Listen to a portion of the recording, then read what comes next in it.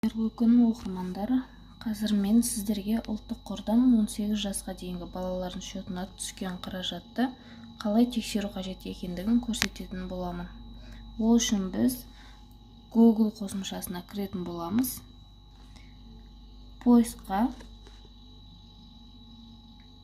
kids.npf.kz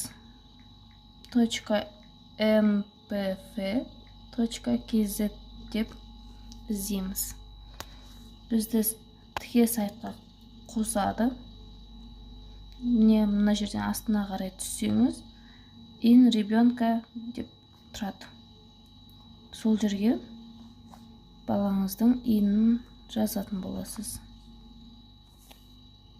Мына жерде мен өзімнің баламның инін жазып тексеріп көрдім. Доллармен есептегенде $100 түскен. Доллар США дегеннің үстін бассаңыз, теңгеге ауыстыруға болады.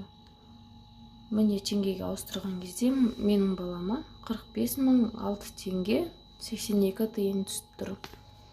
Назарларыңызға рахмет. Видеоролик пайдалы болса, лайк пен комментарий жазып кетіңіз. Және арнаға тіркелуді ұмытпаңыз. Сау болыңыз.